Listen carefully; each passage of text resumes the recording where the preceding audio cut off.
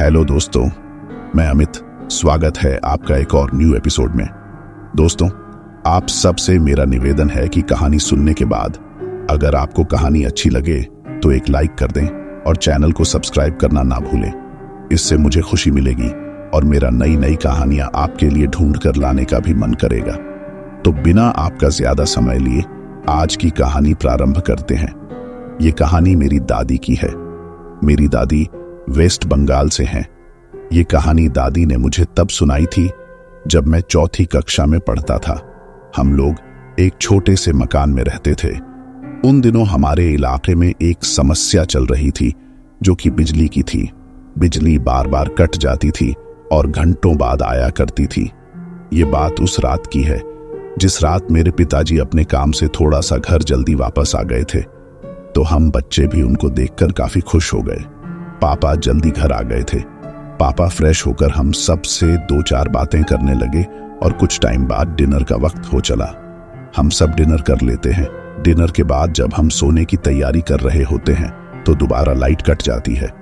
और उन दिनों मनोरंजन के लिए ज्यादा कोई साधन नहीं हुआ करता था, ना ही मोबाइल फोन, ना ही इंटरनेट। लोग एक दूसरे के साथ बात करके थोड़ा सा समय बिता लेते थे। बच्चे हैं तो कहानियां सुन लिया करते थे।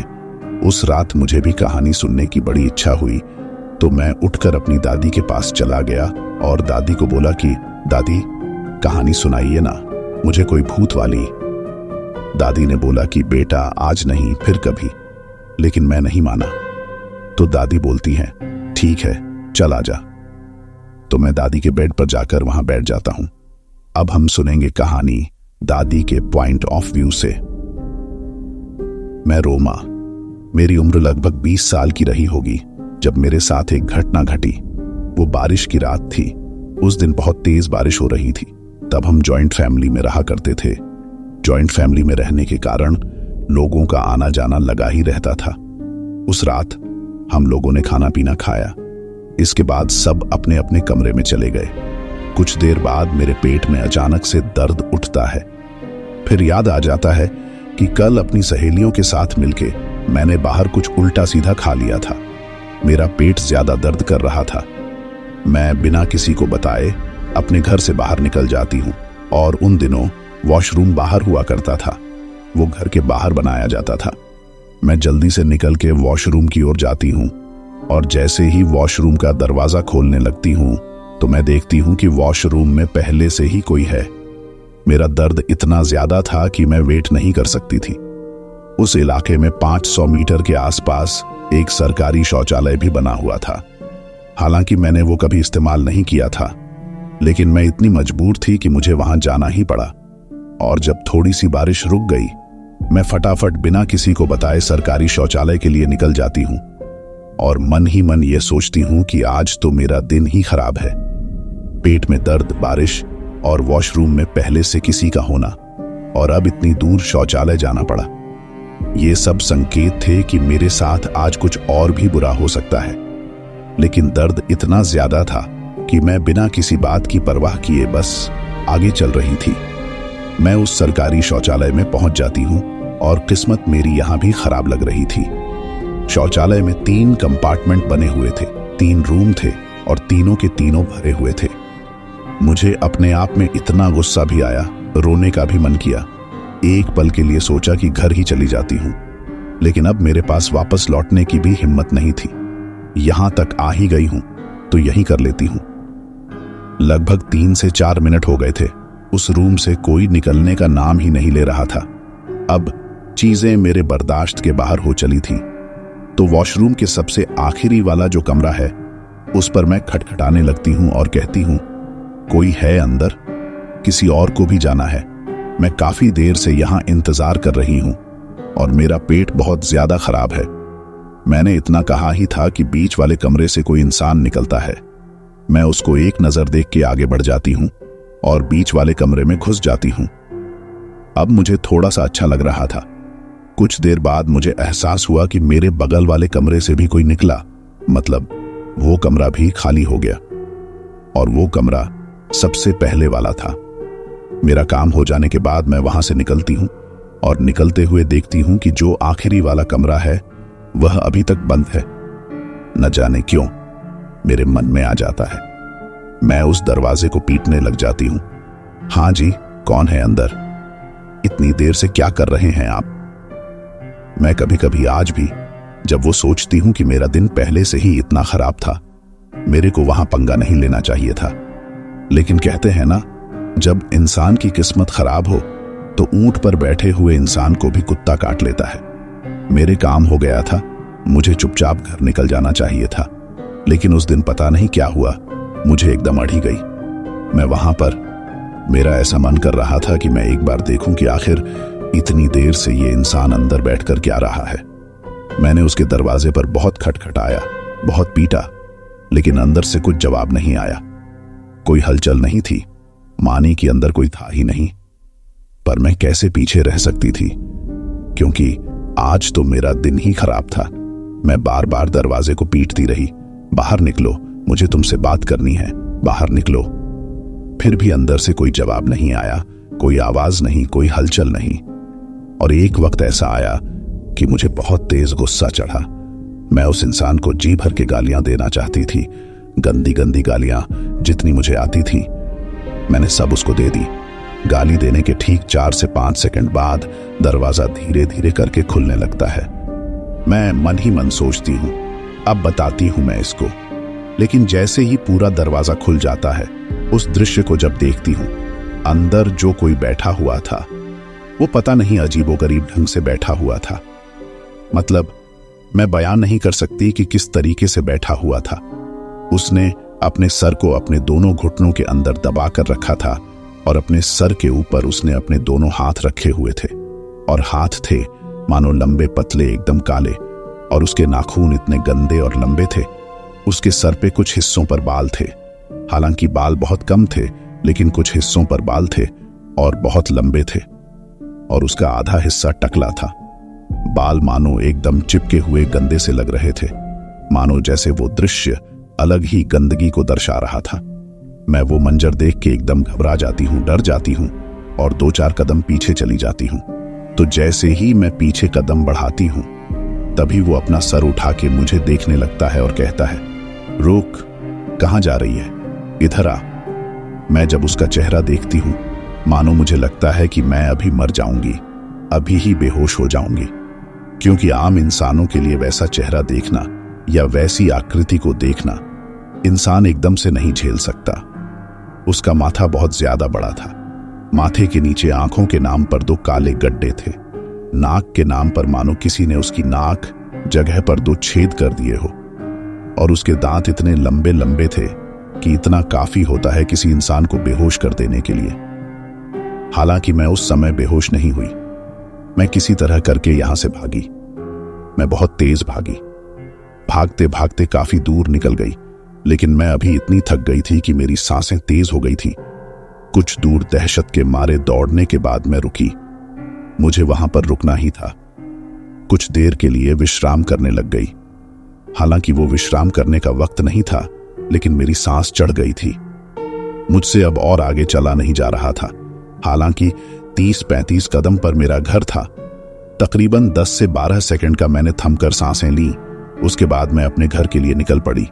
जैसे ही मैं अपने कदम आगे बढ़ाने की कोशिश करती हूं, मानो मुझे ऐसा लगता है मेरे दोनों कदम किसी ने जकड़ रखे हों। मैं वहां फिर से घबरा जाती हूं। मैं किसी तरीके से अपने कदम सरकाने की कोशिश करती हूं, लेकिन मेरे लाख कोशिश करने पर भी मेरे कदम एक भी नहीं उठ पा रहे थे। मैं रो रही थी, सिसक रही थी कि ये क्या हो रहा है मेरे साथ। मन ही मन अपने आप को कोस भी रही थी कि आज के दिन मेरे साथ ऐसा होना था। चलो, जो भी हुआ, लेकिन मैंने उसके साथ पंगा क्यों लिया? यही सोच सोच कर मैं रो रही थी और अपने कदम उठाने की कोशिश कर रही थी, लेकिन मेरे कदम थे जो कि जरा भी नहीं उठ पा रहे थे। मन ही मन मैं अपने भगवान को याद करती और उनसे बोलती हूं, भगवान मुझे बचा लो। और दूसरे ही पल मेरे मन में यह ख्याल भी आता है कि शायद आज की रात ये मेरी आखिरी रात होगी। मैं रो रही थी, चिल्ला रही थी। इतना अंधेरा था कि मैं किसी की उम्मीद नहीं कर सकी थी कि कोई आएगा। थक हार कर मैं अपने भगवान को बोलती हूं, ठीक है भगवान, अब शायद तेरी यही मर्जी है, तो यही सही। मेरी गलतियों के लिए मुझे माफ कर देना। इतना बोलकर मैं उसी जगह पर बैठ जाती हूँ। 3 या 4 सेकंड के बाद मुझे ऐसा लगता है कि कोई मेरी तरफ चल के आ रहा है। मैं एकदम घबरा जाती हूँ, सहम जाती हूँ, डर जाती हूँ। मुझे लगता है कि जो चीज मैंने अभी देखी थी, हो ना हो ये वही चीज है जो मेरी ओर बढ़ रही है। वो मेरे पास आता है और मुझे बैठा देख बोलता है, आप यहाँ पर इतनी रात में क्या कर रहे हो? सब ठीक तो है? मैं अभी भी यही सोचती हूँ कि ये वही चीज है जिसे मैंने वहां देखा था और रूप बदल गया है। मैं सहमी हुई थी, मेरे पास कोई जवाब नहीं था। वो थोड़ा सा मेरे और पास आता है और कहता है, अरे आप तो रविदास की बेटी है ना? तब मानो मुझे ऐसा लगता है कि शायद ये वही है, उस पर मैं थोड़ा सा भरोसा कर सकती हूँ। मैं हाँ में सर हिला रही थी। उसके बाद वो इंसान मुझसे ज्यादा सवाल जवाब नहीं करता। वो शायद समझ चुका था कि मैं काफी घबराई हुई थी और काफी डर गई थी, तो वो मुझे बोलता है, चलिए मैं आपको आपके घर छोड़ देता हूं। हालांकि दिल के किसी कोने में एक हल्का सा डर था अभी भी। वो इंसान मुझे उठने को कहता है। मैं भी वहां से जैसे तैसे करके उठ जाती हूं और मुझे यह एहसास होता है कि ये मेरे पैर मानो अब मुक्त हो चुके हैं। अब मेरे पैर पहले के मुकाबले हल्के मालूम पड़ रहे थे। वो इंसान मेरे से 2 कदम आगे बढ़कर मेरा हाथ पकड़ के मुझे आगे की ओर खींचने लगता है और मैं भी अपने कदम आसानी से आगे बढ़ा पाती हूँ। मेरे घर पहुंचने के कम से कम 4 या 5 कदम पहले वो इंसान रुक जाता है और मुझे बोलता है, अब आप जाइए। मैं भी वहां से उसको धन्यवाद बोल के अपने घर की ओर निकल जाती हूँ और पीछे पलट कर देखती हूँ तो वो इंसान वहां से जा चुका होता है। मुझे मन ही मन यह भी ख्याल आता है कि इंसान एकदम से कहां चला गया, लेकिन मैं इतनी डरी हुई थी कि मेरा ध्यान उस इंसान पर भी ज्यादा नहीं गया। आखिरकार मैं अपने घर पहुंच जाती हूं। मेरे माता पिता दरवाजे में खड़े होकर मेरी राह देख रहे होते हैं और मुझे देखते ही यह कहते हैं, कहां चली गई थी तू? ये कोई वक्त है घर से बाहर जाने का, चल अंदर आ जा। इतना बोलकर मेरे माता पिता मुझे घर के अंदर ले आते हैं और बैठाकर पूछते हैं कि कहां गई थी। मैंने उन लोगों को कुछ नहीं बोला क्योंकि मैं बोलने की स्थिति में भी नहीं थी। उस रात मैं अपने माता पिता के साथ ही सो जाती हूँ, लेकिन जब भी मैं सोने की कोशिश करती हूँ मेरी आंखों के सामने वही दृश्य बार बार आता। सुबह जब मैं उठती हूँ मेरे सर में हल्का सा दर्द होता है और मुझे याद आता है कि रात में मेरे साथ क्या क्या हुआ। मैं बिस्तर से उठकर बाहर निकलती हूँ, अपने आंगन में जाती हूँ, फिर मैं अपने कमरे में आकर बैठ जाती हूँ। तभी मेरे दिमाग में अचानक से ख्याल उठता है कि वो जो इंसान था जिसने मेरा हाथ पकड़ के मुझे मेरे घर तक छोड़ा था, वो इंसान कौन था? वो इंसान ऐसा था, पलक झपकते ही वो इंसान वहां से गायब हो गया। तभी जैसे मुझे ये बात याद आती है, मैं अपनी मम्मी को जाकर बताती हूँ, माँ मेरे साथ कल रात कुछ ऐसा ऐसा हो गया। तो मुझे मम्मी बोलती हैं, पहली बात तो तुझे रात में घर से ऐसे बाहर नहीं निकलना चाहिए। दूसरी बात, जिससे तुम मिलकर आई हो शौचालय में, वो कोई साधारण इंसान नहीं था। वो मानव बहुत गजब की ताकत रखता था और वैसे ताकत रखने वाले को वैसी ताकत ही रोक सकती है। और जिसने तुझे कल घर छोड़ा, हमने तो किसी को नहीं देखा तुझे घर छोड़ते हुए। शायद वो इंसान हमारे भगवान थे जो इंसानी रूप लेकर तुमको घर तक छोड़ आए। इतना सुनते ही मेरे तो रोंगटे खड़े हो गए। मेरी माँ की बातें सुनने के बाद मैं फटाफट से जाकर नहाती हूँ और पूजा करने बैठ जाती हूँ और अपने भगवान को लाखों बार धन्यवाद देती हूँ कि भगवान तूने मुझे किस तरीके से बचाया, उसकी तो मैं कभी कल्पना भी नहीं कर सकती थी। तेरा लाख लाख धन्यवाद। इतना कहकर मैं वहां से उठती हूँ और उसके बाद मुझे काफी अच्छा महसूस होता है। उसके बाद मैं अपने आप से वादा करती हूँ कि मैं आज के बाद रात में ऐसे अकेले कभी भी नहीं निकलूंगी। दोस्तों, दादी आज भी मुझे बोलती हैं कि कभी कभी वक्त हमारा इतना खराब होता है कि हम अपना आपा खो बैठते हैं और फालतू की चीजों में उलझने लगते हैं। हालांकि कुछ संकेत हमें मिलते हैं। मेरी दादी का यही मानना है कि जब तुम्हारा दिन खराब हो तो तुम्हें कुछ संकेत मिल रहे होते हैं जिन्हें हमें समझना पड़ता है। कभी किसी से मत उलझो, भूत प्रेतों से तो बिल्कुल भी नहीं। कुछ चीजें, कुछ घटनाएं ऐसी होती हैं जो इंसान की समझ से परे होती हैं, जैसे भगवान, भूत प्रेत और ऐसी बहुत सारी चीजें। आज की कहानी इतने में खत्म होती है दोस्तों। आशा करता हूं आप लोगों को पसंद आई होगी और आप लोगों का मनोरंजन हुआ होगा। कोशिश करूंगा अगली बार इससे भी बेहतर कहानी लेकर आऊं। तो मिलता हूं एक और एपिसोड के साथ, और आप सुन रहे थे इरी टेल्स मेरे यानी अमित के साथ। Okay, good night.